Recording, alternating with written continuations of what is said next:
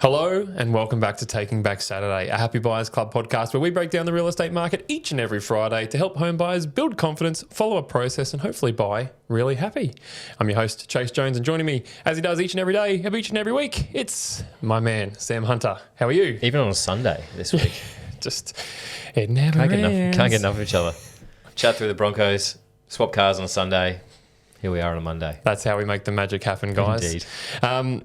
Today, we are going to talk through a topic which I think is pretty high on the list of frustrations for buyers. I think particularly here in Queensland, in Brisbane, and that is properties being sold without price guides. Namely, properties being sold via private treaty without price guides. So the typical price by negotiation or contact agent, best offers by, just the shit that when you see a house that the photos look nice, and then you see the price, you go, fuck. Yeah, and you're like, how was I supposed to ever know where to start here?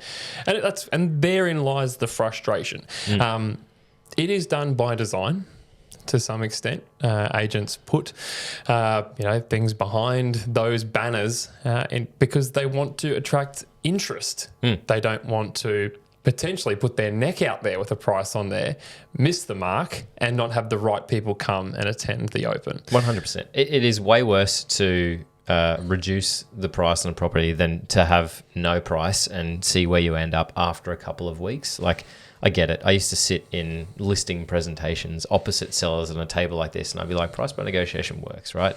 It is a mechanism to get as many people through the door as possible so that the 4 or 5 that like it the most and have the money to spend on your property see the other 25 who maybe can't afford it and go, shit, there's a lot of people here. But mentally, we might need to make a really good offer. If you don't get that offer, then you get the opportunity to listen to the feedback from all the people that have come through because you haven't put a price on it, and then make a decision about what price to go on. What frustrates people is that step doesn't happen after 2 weeks like it should. In so many cases, it sits there without a price and people are just having to take a stab in the dark. And we'll talk a little bit about auctions later, but in the case of a private treaty sale, there are really good agents that manage this process really well. And they'll just be like, this is the guide. We're looking at something in here. Put your best foot forward. We can always talk about it. Then you get other agents who are like, we haven't even talked about price. 100%. You get the soundboard response, the script that they got handed to them on day one of their training, 100%. and they've just never quite worked the nuance into it. They're just still hitting the soundboard response of, we're accepting all offers. Yeah. Or we're waiting to hear the feedback. It's been 3 weeks, mate. What are you waiting for? Or I've been instructed by my seller not to provide comparable sales. If you're listening, not a seller in the world that is like, 100%. Mate, do not, whatever you do, give them any comparable sales. Yeah. If you're listening to this and you've sold a property, I guarantee you the first question that you ask the agent who sold it for you is, what do you reckon it's worth? So for an agent to say out loud with a straight face, we've never discussed price, you got to figure out a better line, guys. Like, you're doing yourself and the market and the reputation of an entire industry a disservice by scripting and dialoguing your way to a worse relationship. The reason we're doing this podcast, is because we get it, and probably not a lot is going to change. So it's more so being aware of maybe why this is happening, and then being prepared and asking the right questions to sort of navigate your way around it. Because I don't think that off the back of this 15-minute podcast that every agent out there is going to be like, I'm putting a price on it. You're right. I am such a wanker sometimes. I am going to change my ways. Yeah. So let's look at it this way. If properties were priced from the outset, that's not to say that's the sticker price. You can't just walk in there and be like, hey, I know it says offers over 1.35. Here's 1.35. Thank you. Where's my receipt?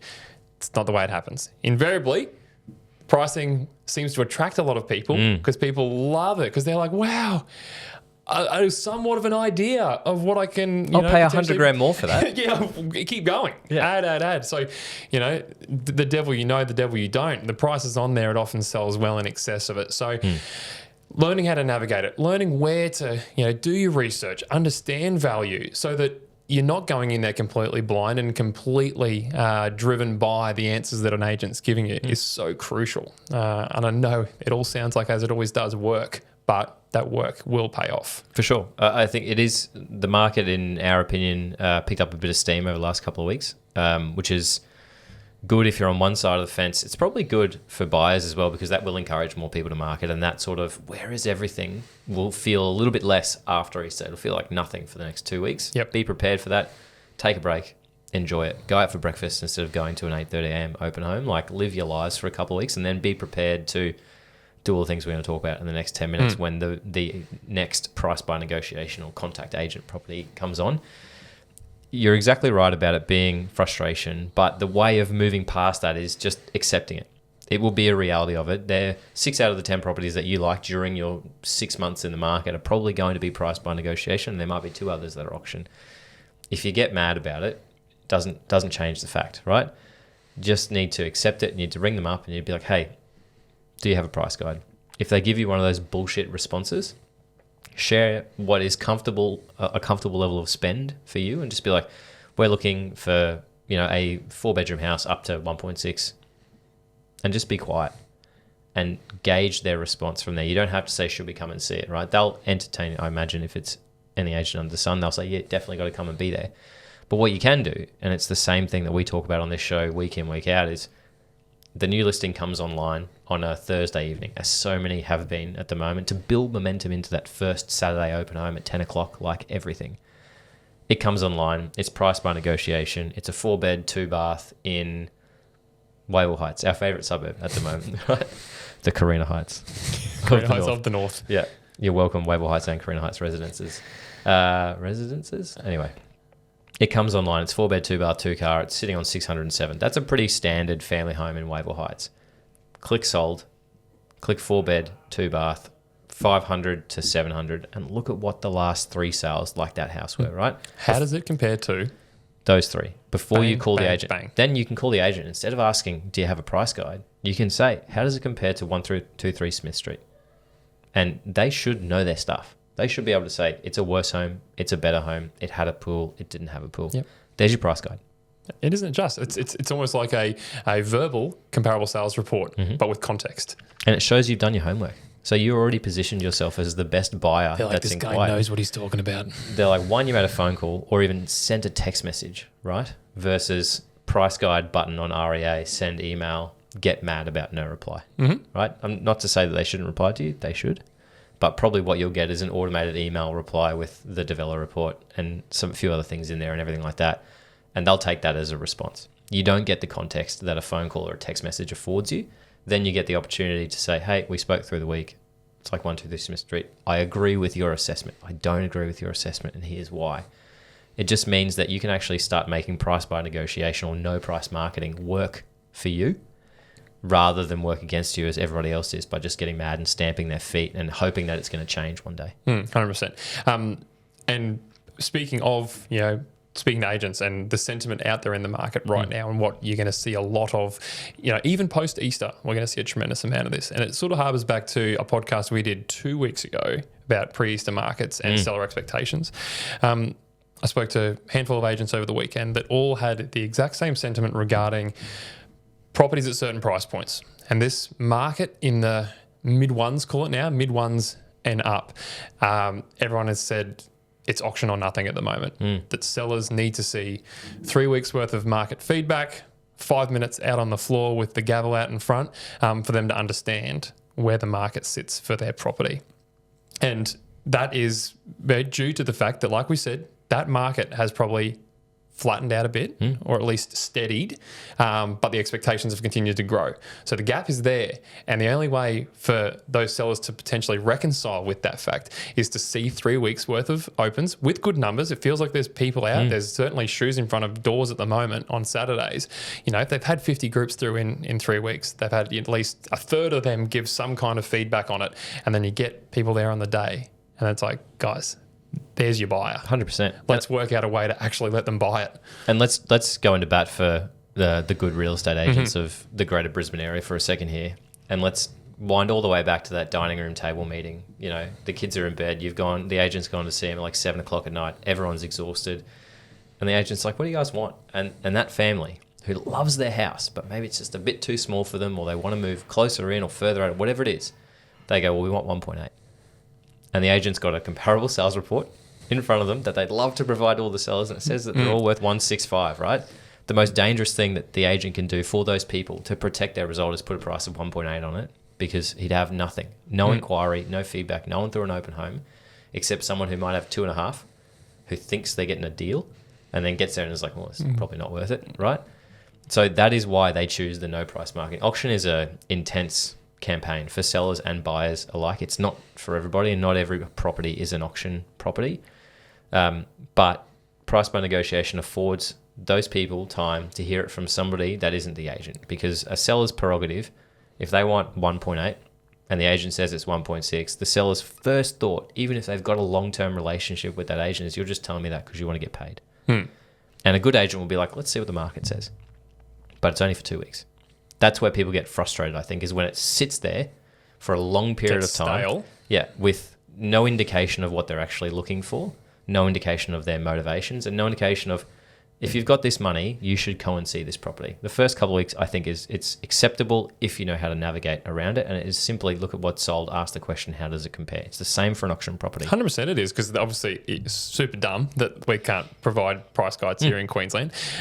But the same questions still apply. The same level of research still applies for you as a buyer to navigate that, no doubt, soundboarded response where they're like, unfortunately, you know that I'm unable to give you a price guide. It's like, well, guys, the OFT are at your door. I'm not. We're coming. And like the cheeky ones will be like, I'm not being a dickhead. I just can't talk about it. You know. Well, you give them something to talk about. Right? How does it compare to this? You don't have to say it's sold for 1.65. You just have to say it compared. Is it better or worse in your opinion? You're the expert. I'm listening to you. On that sentiment that agents are giving, well, at least to us, privately, some, a good sounding board, I think we are for a lot of agents and buyers and sellers, jump on our Instagram. We're like that little thing in the middle of Kmart where you scan it and you get a price check, right? Yeah. People are like, am I crazy? And sometimes they are and sometimes they're not. But the entry-level housing market, let's call that early ones, townhouses, units, you will continue to see those properties sell via private treaty. With no price. With no price for a fair while yet. That market is running away and agents are keeping that behind closed doors because there are people that are paying above the market. Well, they are paying big gaps, and sellers and selling agents are happy to allow that to take place. For sure. We're a client of ours. They've just gone unconditional on the house that they bought, and they sold a townhouse in the Gap. They had, I think, 16 groups to their first open, ended up bringing their best and finals forward to the Monday, had another open home there, 5 second inspections off the back of that, all made an offer. All the offers were, 4 of the 5 offers were in a bunch, and then there was one that was close to 75 grand above. Yeah. And you auction that property, that person probably still buys it, but certainly not 75 grand above the rest of them, right? Would have been a really hard fought auction, and then they would have edged up a few $1,000s. We bought a property on the weekend. It's the same thing. Like, we didn't feel that there was any need to make any knockout bids because everyone was just crawling. So we just kept being $1,000 in front until everyone else just got over it. I think that's not a way in which a seller can get $75,000 over the market. Absolutely Private not. treaty allows that. And therein, buyer beware, be cautious, do your research, be prepared. I know, you may never know that you paid $75,000 over the competition, because I don't think that the selling agent would ever want you to know such a thing. But make sure you are trying to buy as well as possible. Navigate that so that you are only just what you need to be for to sure. Get the house. The house is the win, but is it worth paying 75 over the market? To that buyer, it was. Maybe. And you know what? I imagine that they're very happy. And it's the same sort of thing. Like, best and finals is the worst way to buy property, in my opinion. But it's how people buy property and are happy about it every single weekend.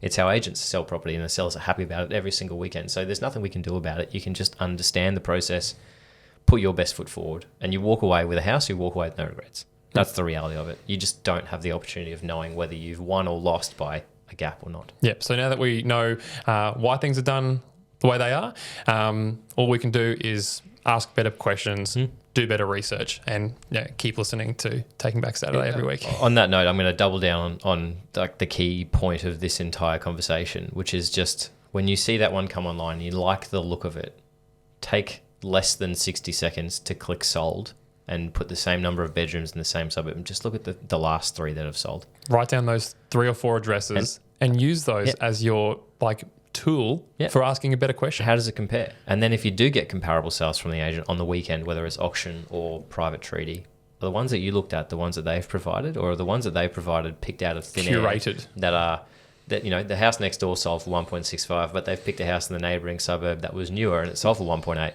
right? So understand that. Like, you become your own little market expert for 6 months. It takes a little bit of time. You've got to be really consistent with it, have a process, but you'll put yourself in a position just to make more informed decisions. That'll help you buy sooner, right? And I promise you, whether it's auction, private treaty, offers over, with a price, whenever you buy, you'll want to buy less. You will want to have paid less. That's just the reality of it. And whoever you're buying off would have loved to have got more.